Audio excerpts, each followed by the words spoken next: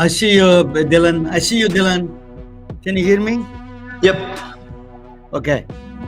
Just stay on the line 1 minute. I will introduce. I'll go live. I'll, I'll put you in the background. Just stay on the line. Thank you.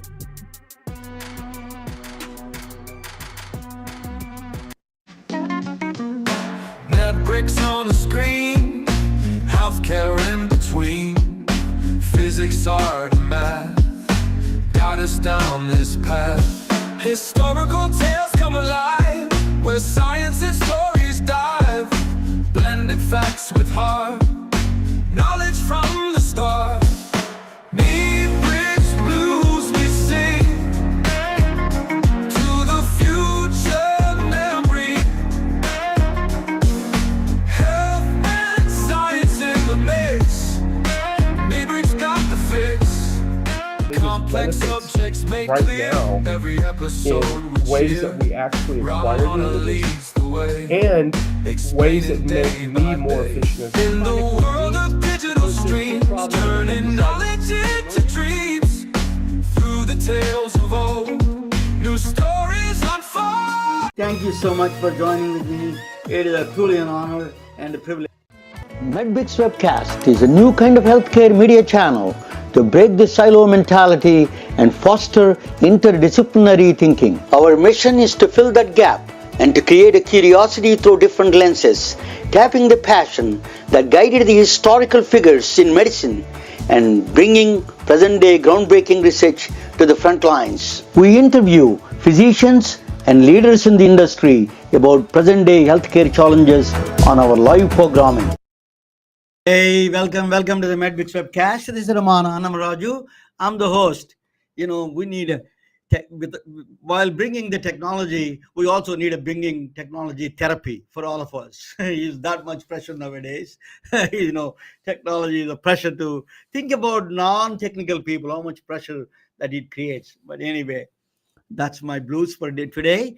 Let me talk about this artificial intelligence. Everybody buzzing around this topic.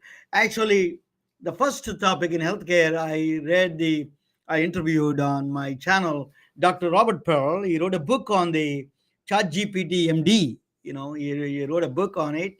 And then after that, Harvey Castro was talking about quite a bit. He wrote a lot of books on the healthcare and AI. I think, it's a challenging, to be honest with you. Then they said that artificial intelligence, AI, passed the USMLE test exams for the licensing exam for the medical profession for a doctor. Doctors are nervous. They're worried about their jobs. They think that AI is going to take over. We don't know what is going on. What is the potential of AI? So, there is a lot of one of the things is when you talk about AI, there's two things. One is the hardware and the software. There is a special kind of hardware, graphic processing units. I read a little bit about the hardware part of it, but I have an expert now coming up. His name is Dylan Patel. I saw him on Lex Friedman. He writes analysis, unbelievable. I mean, I was reading his blogs. He gives quite a bit of extensive analysis on the process. So I'm going to bring him and let him explain a little bit. He is very well known in Silicon Valley. His analysis are wonderful. I hope he's not going to go too technical. We are all most of the people who are watching in healthcare people, so he's going to be kind to us and explain a little bit lower version of technical knowledge. But he's going to explain a little bit about we need to understand what the AI and what the AI hardware infrastructure requires. And what the DeepSeek is coming up, that's what they said that, they changed the dynamics from China. So we need to talk with him. Let me bring Dylan Patel on the line. Hey, welcome, Dylan. Can you hear me? Hello, how are you? Good. Dylan, Thanks for having me on. Nice meeting you, Dylan. Give me a little bit of your background. Where are you from, and where were you born, and how did you end up in Silicon Valley? Sure. So I'm from Cairo, Georgia, which is a rural town in Georgia.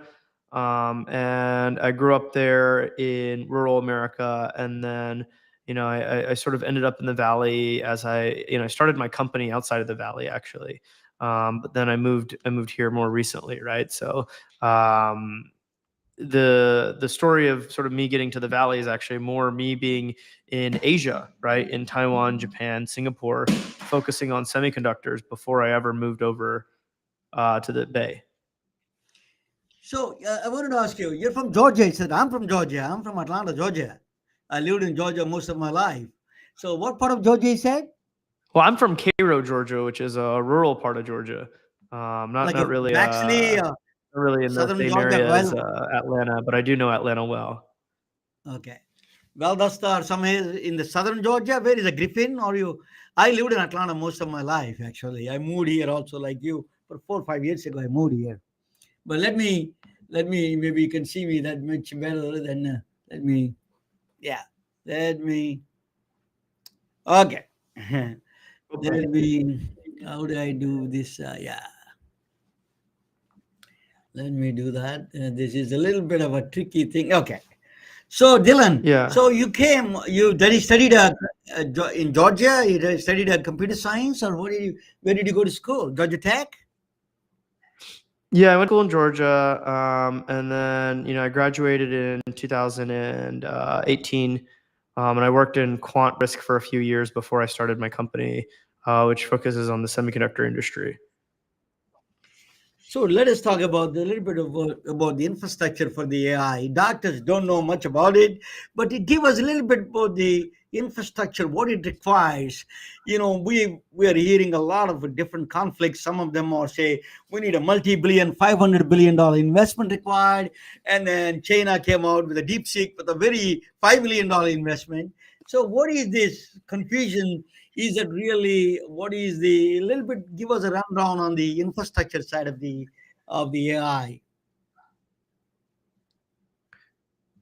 Sure. So I think the interesting thing on the infrastructure side for AI is really around just how pervasive it is, right? When we look at power consumption by state, right, something pretty simple. There are certain states where more than half their power is going to be consumed by AI just in the next few years, right? So while many states won't have too many data centers, some states will just be there'll be data centers everywhere, right? And this all of these data centers and all this compute will be leveraged on all sorts of areas, right? Today we already see nascent uses of AI in things like drug discovery, and that's only going to get stronger, right? But there's also a lot of things in genomics, biogenomics, proteomics, use of AI, and that so at least in the medical field, there's a lot of use.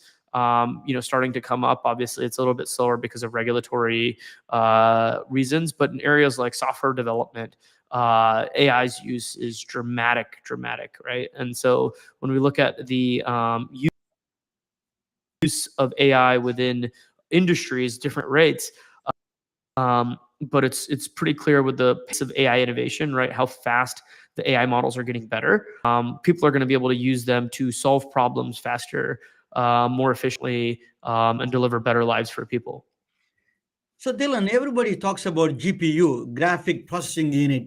Tell us what is the role of a graphic processing unit? Why is it so important? NVIDIA manufactures them. Tell us a little bit about that. Why that is so important? And then Google calls it different name, Tensor TPU. Tell us a little bit about that. Not too much details, but the technical, just a basic high level description.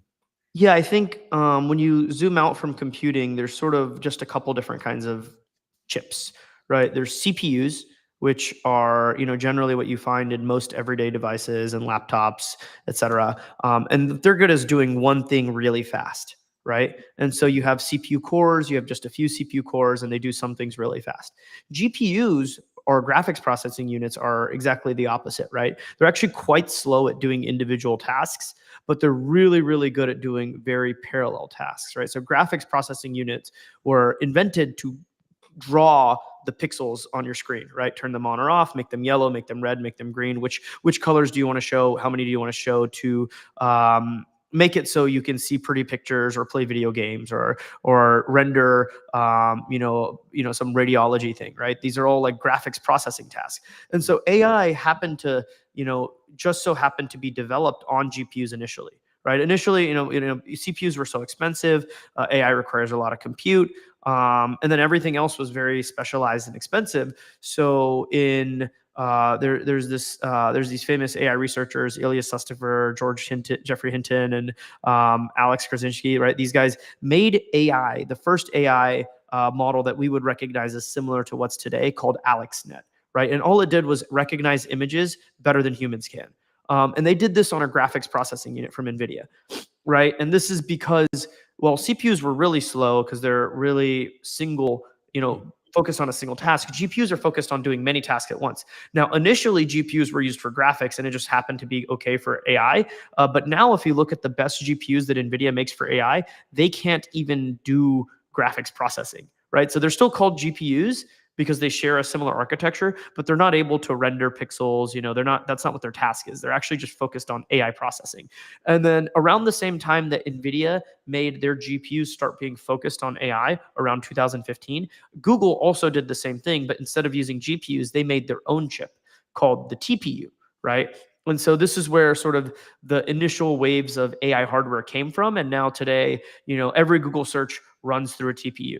Right. Is it a different name? Is it just the name itself, or is it a functionally different way it approaches the problem? TPU. So the problem at its core is is multiplying and dividing and summing a bunch of numbers in parallel, right? And so in that sense, the TPU is very similar to a GPU, but in many ways the architecture is different, right? GPUs use use various, like the microarchitecture. I don't know how much you want to get into, but they're both really focused around multiplying massive matrices of numbers, right? That is the base thing that they do.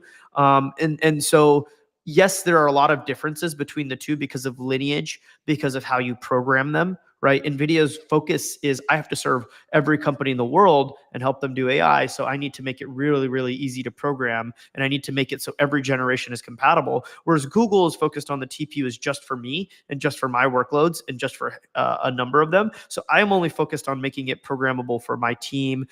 Yes, I do try and sell them some, but I'm really focused on, and I'm only focused on one use case, which is AI. Right. Whereas NVIDIA has to focus on, yes, AI, also has to focus on image generation, has to focus on, all sorts of things related to simulations. So NVIDIA has a wider net that they have to target. So the neural network is supposed to be, it's not exactly the brain's neural net, a combination of a kind of a copy of the neural network of the brain, but it's not true. But the GPUs are meant to, these networks, to compute these networks, right? That's a neural network. So find a solution, recognize the images or anything like that, radiology or any images. These GPUs are more useful to do the neural network kind of architecture. Yeah. So neural networks are, the way you can think of them is it's a major, huge numbers of numbers that you're multiplying. You're doing a simple operation. You're multiplying, you're adding, right? And then you're normalizing, right? You're either taking a average or a sum and then you're maxing the number, whatever it is. These are the simple operations that you string together, and you do billions, if not trillions, of operations every time you go through one of these large language models, right? You go through billions or trillions of calculations, depending on the size, right, of the model, and then it generates a piece of text. Right. And that piece of text is, if you've watched any of these AI models, they generate them in sequence, right? They don't just give you the whole thing. They give you, just a small pieces of a word, and it slowly streams out. Right. So if you go to ChatGPT, that's what it is. Every single time it's outputting a little piece of text that's going through the full model. Right. And so there are trillions and trillions of calculations needed to just make simple statements like the sky is blue. Right. Because, if you ask what color is the sky and it says the sky is blue, it takes trillions of calculations to calculate this because you're going through the model many times. And so that's why these parallel processing units are very useful, is because in the model, every parameter, or you could think of it simply like neuron, needs to be multiplied, right? I'm trying to simplify, and so there's some complexity lost, but each of these neurons basically has to have multiple operations associated with it, and they can be done in parallel. And so that's why GPUs are really useful, but also why TPUs are useful for it, and why CPUs are not good at it. Yeah. The training data, a lot of AI sort of depend on a lot of training data. So the training data, the GPUs are fundamental to the training data, and the architecture of the transformer network they call neural network, for example.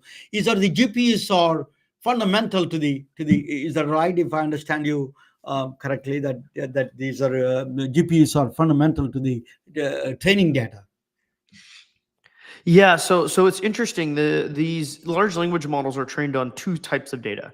One is literally everything on the internet, every book that's ever been posted on the internet, every scientific article, every post on Twitter, every post on Reddit, right? So all the way from social media to informational content, transcripts of YouTube videos, everything on the internet is trained on that first. Right. And then it's trained on a second set of data, which is much smaller. The smaller set of data is specifically labeled, right, by people, right, and it's designed to give you instruction following and safety and all of these things, right? Like if you ask the models to say something bad, they'll refuse because that's in that second set of data. If you ask them a question, oftentimes it won't just ask more questions, right? It won't answer with more questions because that's, if you look up questions on the internet, oftentimes they're in the list of questions. Instead, it'll give you the answer, right?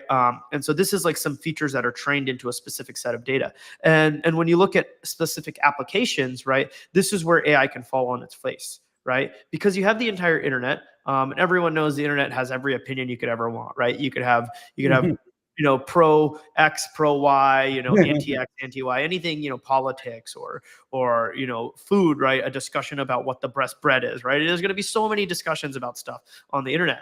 But then the specifically labeled data is the sort of like what you want the AI to act like. But the challenge is getting this specific data is very costly, right? It's cheap to just take everything from the internet, right? It's very expensive to have very specific data labeled by experts, right? And so when we look at applications like the medical field, well, yes, the model has read every single medical journal ever, right? That's awesome, right? And so it generally knows enough to be dangerous, but sometimes it's inaccurate because it doesn't actually have, notes, the notes from the doctor's visit, right? It doesn't have all these other details that you would want to have. And it's never been presented with these sorts of things because this data is all hidden away under HIPAA and all these other things. And there's no doctors writing like, hey, here's the symptoms, here's the meeting, here's the notes, here's the issue and how it was solved. This isn't in the training data set, right? This isn't in the specific small set of data, right? And likewise, you take a radiology exam and it's like, well, actually models are getting pretty good at radiology because there are some data sets where people have paid for radiologists to look at, the readings and then say what's wrong, right? And so data models are getting somewhat good at that. So it's all about where the data is too, right? So that's another aspect of these. The doctor, before the pandemic, there was a lot of talk about AI. That Sundar Pichai, Google said that we can predict the flu season 3 months in advance. So, in fact, they could not even predict the pandemic, which is a storm and killed 8 million people. So there is a lot of skepticism among the medical community about the AI's prediction. What changed that prediction? Now you're all confident AI guys. What changed that prediction now? Tell me that a little bit. Yeah, so I think it's, I do want to note, right, it's hard to get the data for the medical field. And so models are generally going to lag in capabilities for medical versus other fields, right? I think that's just, then this is something that I think if we can get the data out there, if we could get every single medical note ever, right, from every doctor that's been digitized and every EMR, and train on it, I bet these models would get a lot better, but we're not able to, right? So just to be clear, because this is like privacy concerns, right? So the reason why we're so excited about AI is not because the data is getting there slowly. People offer up data. Hospital systems will work with a model company to train a model just for them. Like these sorts of things will happen over time. But more importantly, the internet data has been there, right? And people have had that for years. But in 2020, no model could write code, right? No model could even talk to humans well, right? By 2022, 2023, they were starting to get okay. Now we're in 2025 and the software engineering market is horrible, right? If you know any software engineers who are just graduating, it's very hard to get a job. If you know any, people that are, who have been laid off, and the market is tough. Like the wages are not going. Their wages are in fact not even going up. They're kind of flatlining because AI is so useful in software engineering today, because the models have improved so much in capabilities, in scale, their ability to learn, and the data sets provided to them, they're able to learn from them and actually do parts of the job. Are they replacing programmers outright? No, but they are making programmers much more efficient. Right. And so this sort of, is the hope that AI can, there's some bad ramifications, right? People not being able to find jobs, but the flip side is developing software is much cheaper now. And the medical field has real big problems in America with how expensive the medical system is. And there's got to be ways to help improve the cost. Now, most of the cost is in administration, right? I think you know that. And so, there's a lot of administrative tasks that people are trying to push models into. And that's really where I'm most excited about it, is because administrative tasks have less regulatory burden, right? There's less risk if something goes wrong. And so this seems like the right spot. And so when we look at like the insurance claims industry, right, there's a lot of AI integration already happening there. And maybe there's like, for the doctors out there, it's like, oh, well, my claims are automatically getting rejected by AI instead of a human. This is possible.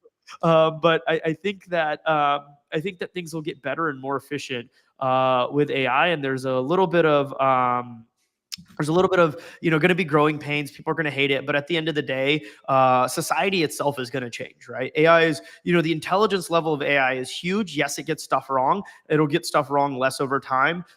It's not going to happen in the blink of an eye, like many people in Silicon Valley, I believe, but it is going to happen, and we are going to get more efficient as humanity. Dylan, you used a word called ha movement. Movement is that AI kind of it doesn't need to be trained on a particular data. It is started thinking on its own without a training with that particular data. That the trained data is actually never trained on those data, but still is answering the questions. That is a really very strange, and it is a kind of intelligence, is exhibiting a kind of intelligence, right? Yeah, so I think there's two different things, right? Like when humans don't need to read the exact text or see the exact thing to be able to predict what happens, right? Now, obviously, if you've studied something a lot, you're going to be a lot better than someone who's studied it a little bit, right? But I could read a bunch of papers about diabetes and then all of a sudden start opining on what the best type of insulin is for a patient, right? That doesn't mean it's the right answer, but I can definitely give opinions. And hey, a lot of the times I might even be right. Right. But I'm definitely not a doctor. Right. And so this is sort of the case, right? Like, it's, there's doctors and they're trusted with a certain level of stuff. PAs are trusted with a certain level of stuff. Nurses are trusted with a level of stuff, sort of. And then, CRNs are trusted with a level of stuff. They've all had different levels of education, but they've learned some stuff. They've generalized and they have opinions. And this is the way models work too. I think, yes, hasn't seen the exact same thing, right? That's because it's generalized and learned generally what's up with that field. It's read every paper about insulin, right? So it has opinions, right? Even if it hasn't read every paper about insulin, it still has opinions because it's a model, right? Humans are just like this too, right? But what's interesting now is that models are starting to develop the ability to think in a chain, right? Before they give an answer, right? So before, models were put in data, think. It is thinking. That's what you're saying. It is. Yeah. So this is something that's been developed in the last 6 months. That's been really exciting for software and math. It hasn't made its way to the medical field yet, but it's something that's been really exciting in software and math. Basically, college level math tests were initially 4% for before this innovation was happened, to now they're scoring 70, 80%, the best leading edge models, right? And this has just happened in 6 months. And the same applies to various certain coding tasks. The same applies to, And so this feature, or this ability for models to not just do input data, give answer, but instead input data, think on its own for a period of time, and then give an answer, has been tremendously powerful in increasing the capabilities of models over the last 6 months. And sort of this is something that it's called reasoning, right? What the industry calls reasoning. This is a huge capability that's been very helpful for math and coding, and the hope is that this can be extended to many domains, not just math and coding. You think it's eventually threaten the jobs of the doctors, because that reasoning is one of the most important ones. What do you think of that in your view? I think job loss for doctors is not going to happen anytime soon, right? I think it is a lot of assistance, right? Like, hey, yes, if the doctor makes a prescription or decides what drug to give, great. And the pharmacist is going to check if there's any drug interactions, but also let's have the model also check, right? Or the model's like, hey, I think this may be an interaction that's bad, and the pharmacist goes and like really looks into it, right? Or the radiologist reads the graph, but then also the model does, and then like they feed off of each other, right? I think most of, especially in the medical field, the stakes are too high, right? But if this technology can make doctors more efficient, nurses more efficient, or the administration more efficient, then the healthcare that a doctor can provide to a community can grow. The quality will be better, but also the amount of healthcare they can provide can be better, right? So I don't think it's going to be a job loss thing, and definitely, right, like we have a shortage, right? Especially in like rural America. I know my brother graduated sort of, and he got his job offers in rural America were like twice the pay of in nice cities. Of course, he decided to live in a nice city. His wife is also a doctor, but like it's like this is a real crisis, right? The town I grew up in, there's a crisis for doctors and nurses, and likewise in many other parts of America. And so I think this efficiency gain is necessary, especially with healthcare ballooning in cost as a percentage of GDP, right? It needs to be bent, right? Especially as people age and the amount of healthcare needed is going to soar, and all these other factors. It's definitely something that's really needed. Otherwise, we may not be able to give everyone the healthcare they deserve or need. Yeah, it may not definitely, because AI is a complex system. Biological processes are a complex system. Two complex systems could be unpredictable results can come. So we need a doctor should be present up there. There is no danger to their jobs at this time at least. But I think regulation also helps, right? No one's going to replace a doctor. I think admin staff who are like filing claims, and for example, I mentioned like rejecting the prescription that the doctor prescribed, right? Or going back and forth 10 times, or these sorts of things that are a lot of burden and cost on the system. Inputting data and all these things. I think these AI can help a lot, and reduce cost. And maybe there's some job loss there, but there's definitely, I don't think that we as a society will allow AIs to just make our healthcare decisions, right? Just like we as a society in America won't allow the government to like say what we can and cannot do with our bodies, right? This is just the sort of society we live in. Yeah. Insurance company main function is risk analysis. AI? Do you think one day AI can do that risk analysis and eliminate all these middlemen? There's administrative costs, huge administrative costs in the healthcare system. It can eliminate eventually. AI is it possible that insurance companies could disappear eventually in the future? I doubt insurance companies will disappear, because just like the many aspects of the medical field, the insurance companies have been regulated into law, right? So we would need a dramatic change of how the legal system works, to make insurance companies less powerful. Likewise, pharmaceutical companies continue to get extensions on their patents for certain drugs that are 20 years, 30 years old, right? 40 years old. So they're not going to, just because it would be possible doesn't mean that it's possible in the framework of how our sort of society is set up, and changing the laws is very difficult. There's laws are secondary. I mean, laws are important, but I think the natural progression is advances automatically solves the problem. Let me ask you about the AI's role in general. You told that it reduces the administrative costs. It reduces a lot of costs, but the one of the costs that we have to encounter is a $500 billion they're asking. That is a cost that eventually going to the consumer, right? While China, you wrote a very nice column about China coming with a DeepSeek with a lot less price. So tell us a little bit, where is this war between these AI companies? Yeah, so there's two different aspects here. One is making models at a certain level cheaper, right? And so that's always going to happen, right? If we go back to the models from GPT-3, right, which is the last generation AI model that or sort of like 2 generations ago, maybe even, right? GPT-3 cost $60 for the million output. And over time that kept reducing, right? OpenAI released new models, Anthropic released new models, Google released new models, Meta released new models, right? And then now it is 1200x cheaper for the same output, right? Same quality of AI model. So DeepSeek did a similar thing, right? Over time, OpenAI had GPT-4, then they had 4.0, 4 Turbo. Meta released Llama 405B, and then Llama 70B 3.3, right? Like all these different models came out and kept reducing the cost. But then DeepSeek came out with a model that was cheaper as well. And so now DeepSeek's model is something like 400 to 600x cheaper than the original GPT-4. But this is the progression you get because of the advancement, right? That's one way to look at it is, existing capabilities get cheaper. But, as useful as GPT-4 is, it can't do medical tasks, right?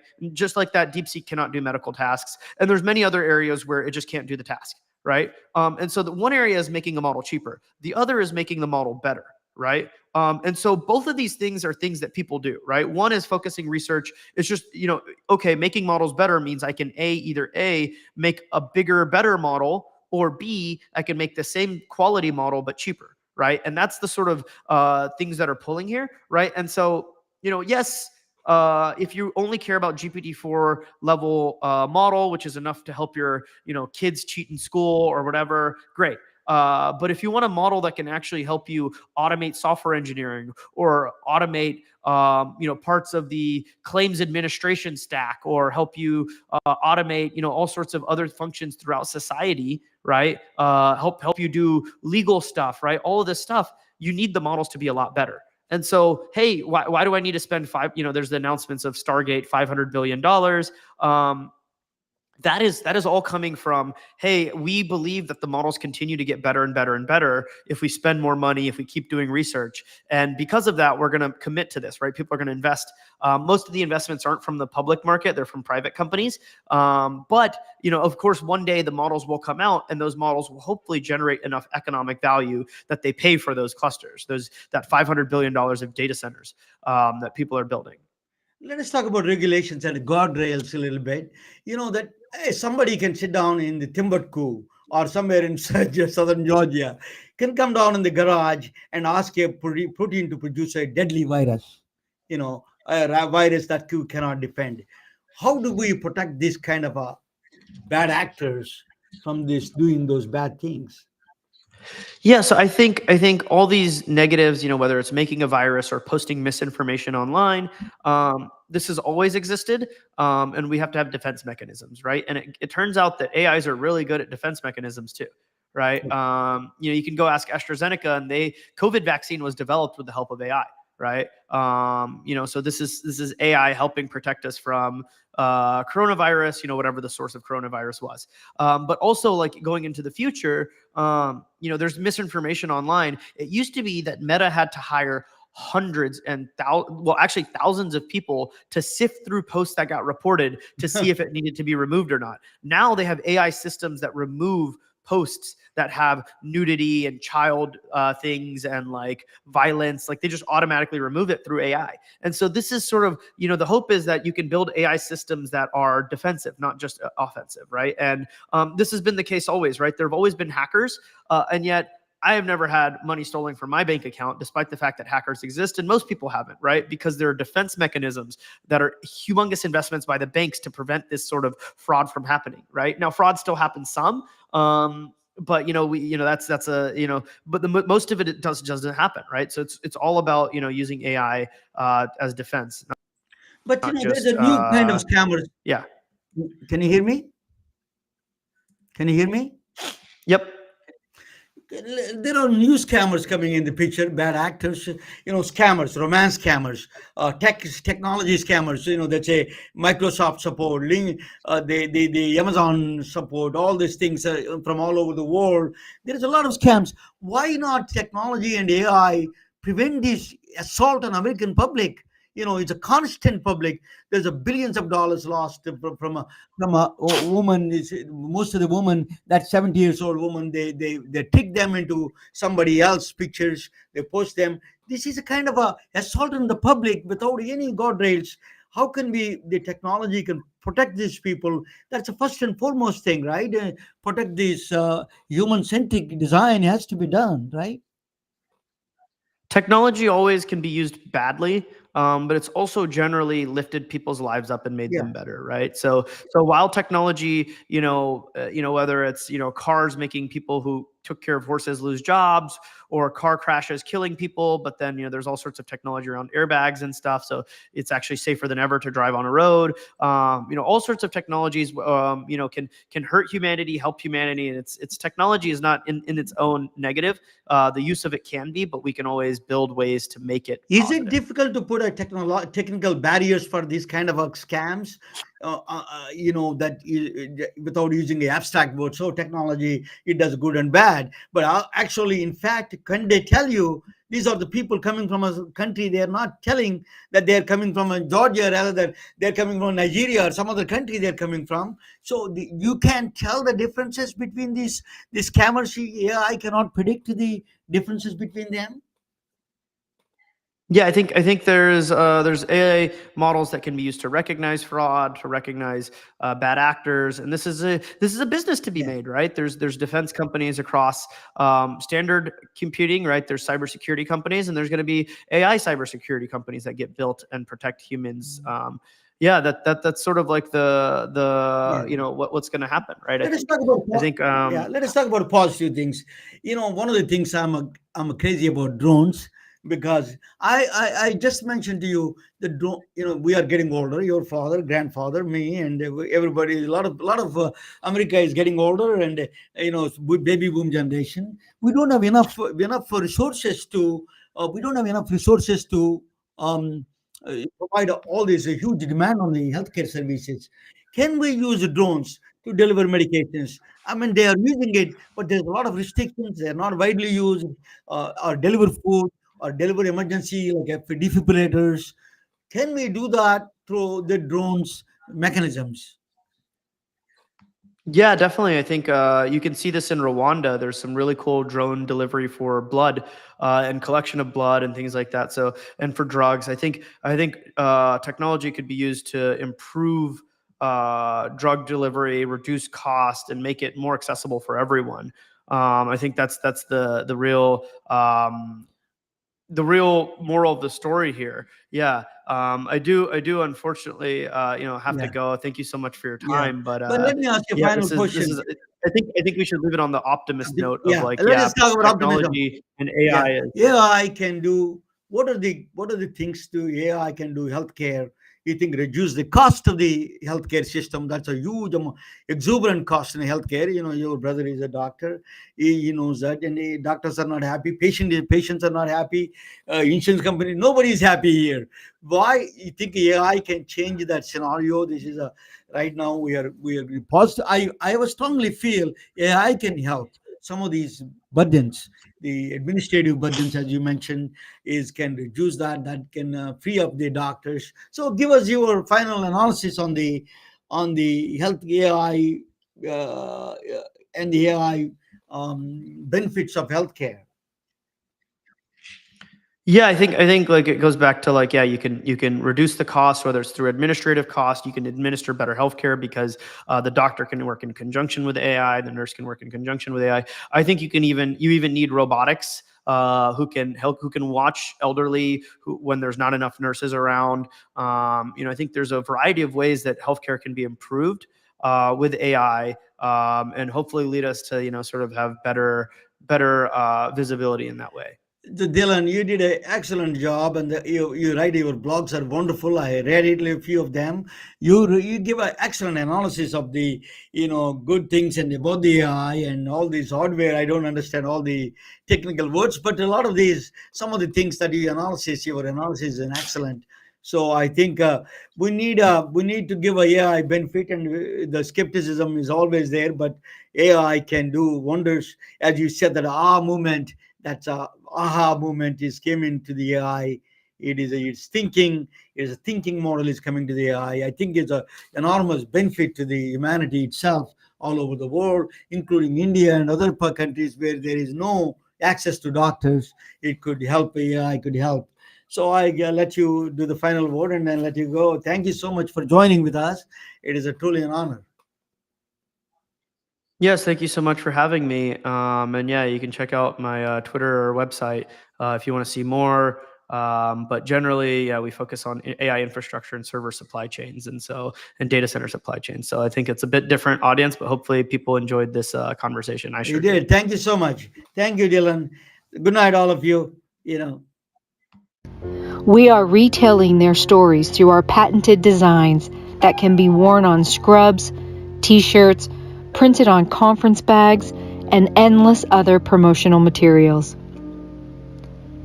Daily Wear for Medicine is the first ever of its kind to create curiosity in medicine through visual art. We at MedBricks are celebrating unsung heroes of the past who made enormous contributions to the field of medicine through our unique campaign called Daily Wear for Medicine. You can wear it, carry it, and give it